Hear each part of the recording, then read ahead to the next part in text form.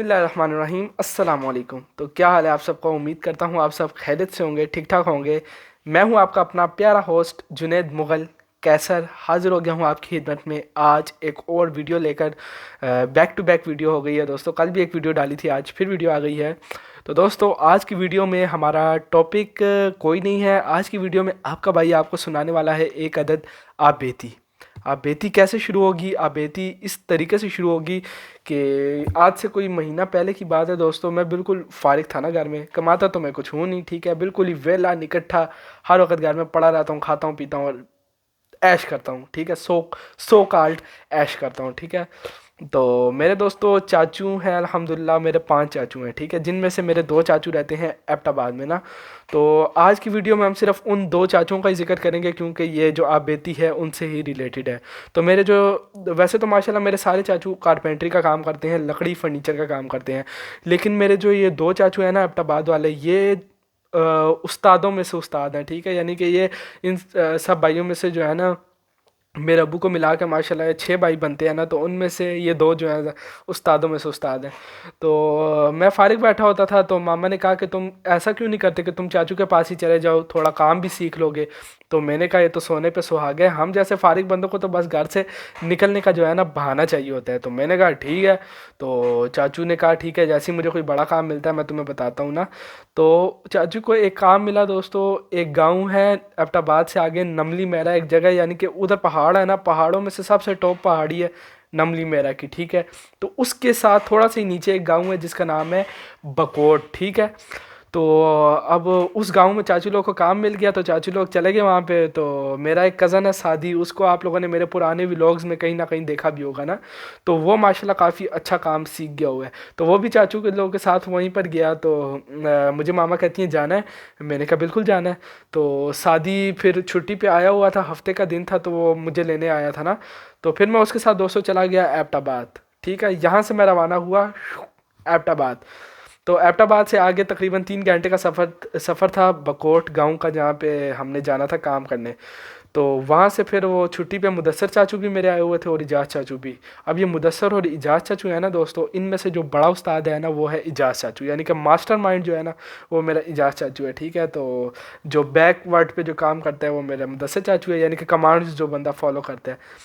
तो अब चाचू ने थोड़ा सामान और ख़रीदना था वो काम वाली जगह के लिए। तो उन्होंने कहा कि तुम लोग दिन को ही निकलो, मैं रात तक पहुंच जाऊंगा, ठीक है, एबटाबाद से बकोट।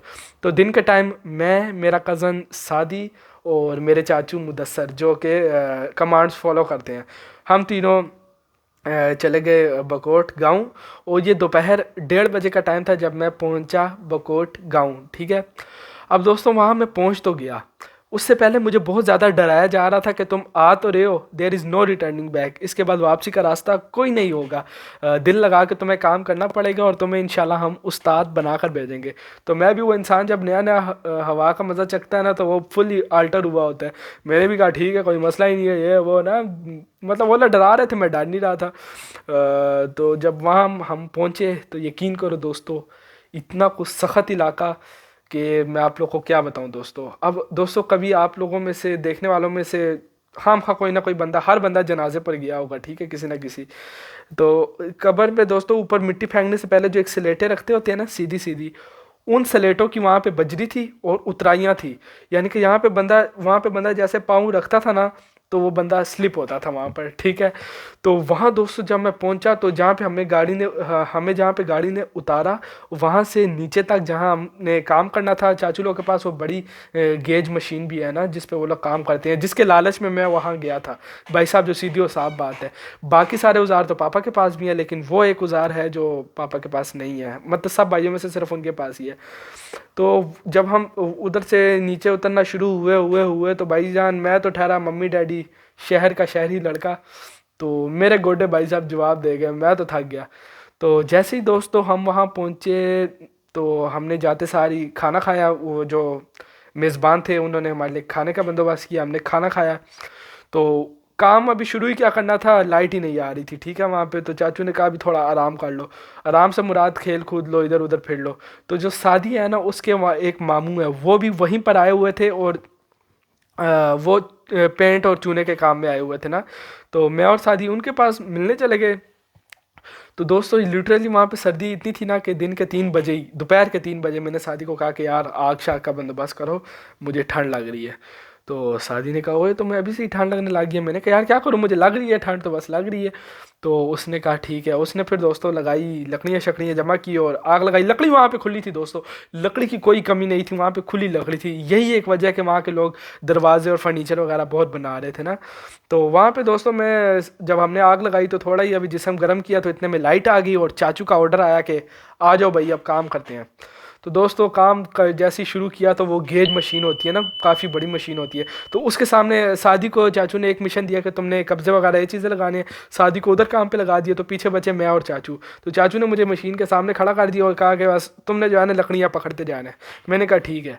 तो दोस्तों जब वो मशीन चलनी शुरू हुई ना, तो उसका जो बुरा था वो सारा इधर मेरे गले में फंसा और मुझे बुखार हो गया दोस्तों, ठीक है। और छींकें आने लग गई, ज़ुकाम हो गया। मैं तो भाई उधर ही पूरा हो गया ना।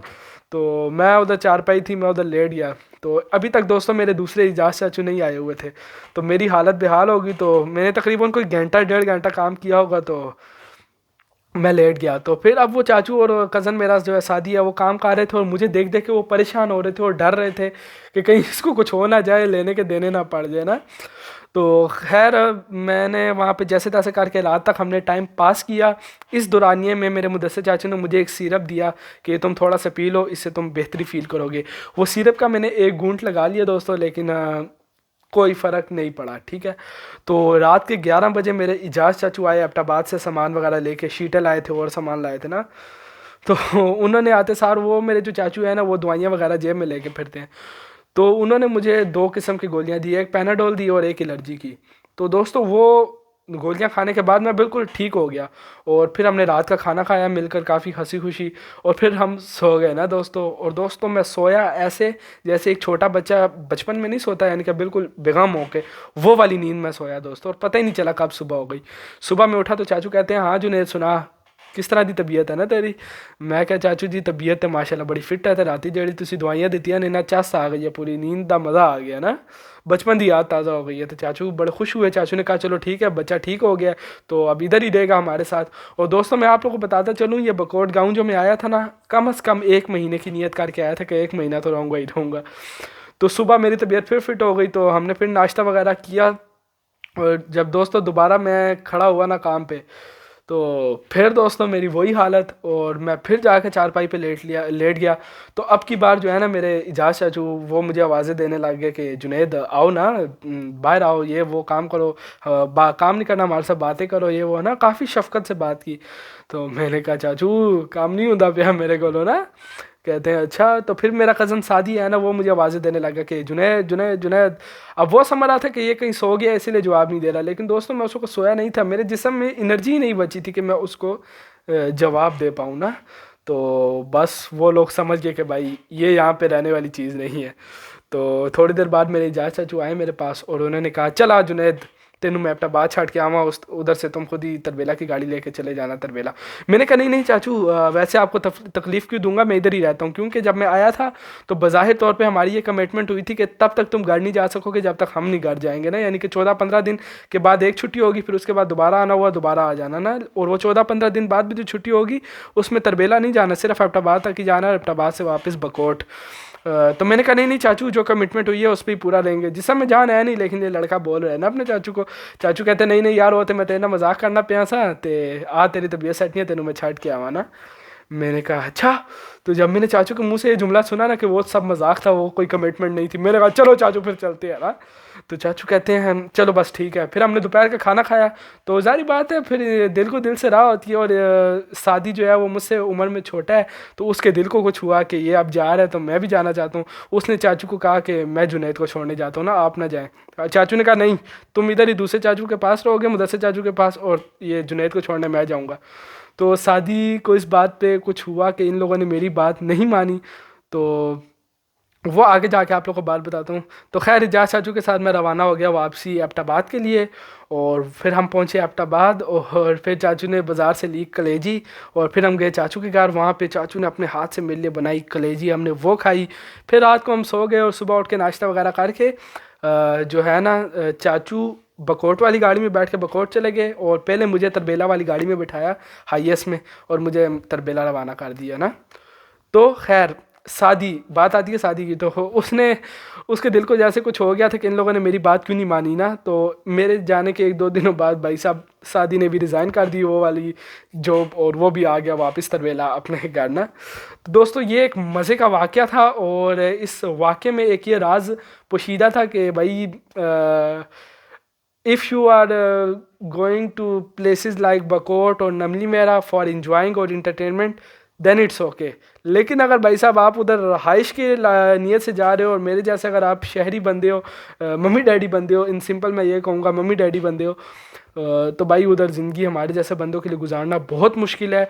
उधर की सौगात कद्दू है, ठीक है। उधर जो हमारी मेहमान नवाजी होती थी या आलू कद्दू की होती थी या आलू पालक की होती थी और दालें वगैरह। और जो फार्मी मुर्गी है उस फार्मी मुर्गी का उस गांव में रेट जो है ना ऑलमोस्ट 1000 रुपये किलो रेट है। तो मतलब 1000 रुपये का किलो रेट नहीं है, मतलब जो मुर्गी हमें यहाँ पे 550-400 रुपये की मिलती है ना वो उधर 1000 तक बंदे को मिलती है ना। इतनी यानी कि उधर महंगाई है, सारी बात है। उधर सामान पहुँचना भी दोस्तों एक मौज़ा है, एक करिश्मा है ना। तो बस ये एक बेती थी कि वहाँ की ज़िंदगी दोस्तों बहुत ही सख्त है। अगर ज़िंदगी सख्त ना होती तो आज ये आप लोग वीडियो ना देख रहे होते, बल्कि इस वक्त आपका भाई उधर बकोट होता। अब आखिर में रही बात ये कि मैंने आप लोग को कोई वीडियो नहीं दिखाई बकोट गांव की और कोई मैंने तस्वीरें नहीं दिखाई। तो दोस्तों उसके पीछे वजह ये है कि जब मैं बकोट गांव गया था तो वहाँ मैं अपना आईटेल मोबाइल लेकर गया था जिसका कैमरा बिल्कुल भी नहीं ठीक, बिल्कुल भी नहीं ठीक। लेकिन फिर भी मैं कोशिश करूँगा इसके एंड में थोड़ी सी फुटेजेस डाल दूँ जो मैंने उस मोबाइल से पिक्स ली थी, एक दो वीडियोस बनाई थी। और ये जो मेरा मेन मोबाइल है ये मामा का सख्त ऑर्डर था कि ये मोबाइल तुमने साथ नहीं लेकर जाना क्योंकि तुम काम के गर्ज से वहाँ जा रहे हो, अल्लाह ना करे इस मोबाइल को कुछ हो गया तो तुम क्या करोगे ना। तो मैंने कहा बात तो आपकी बिल्कुल ठीक है। तो बस इसी वजह से मैं ये मोबाइल साथ नहीं लेके गया था, वरना पूरा बाकायदा एक व्लॉग होता जो कि नहीं बन पाया। तो बस दोस्तों मज़ा उम्मीद करता हूँ कि आप लोगों को मेरी इस आज की वीडियो में बहुत मज़ा आया होगा और काफ़ी दिलचस्प लगी होगी। अगर दोस्तों आप लोगों ने इस वीडियो को ज़रा सा भी इंजॉय किया है या मेरी कोई भी बात सुन के आप लोगों को हंसी आई है या कोई बात सीखने को मिली है तो बस एक छोटी सी इल्तिजा है कि ये जो सब्सक्राइब का बटन है ना रेड कलर का, इसको दबा दो और वीडियो को भी लाइक कर दो और वीडियो को ज़्यादा से ज़्यादा शेयर कर दो। तो बहुत सारी दुआओं के साथ अपने होस्ट अपने दोस्त जुनैद मुग़ल को दीजिए इजाज़त। मिलता हूँ आप लोगों से किसी और नेक्स्ट वीडियो में। तब तक के लिए अपना ख्याल रखिएगा, दुआओं में याद रखिएगा। ढेर सारा प्यार। अल्लाह हाफिज़।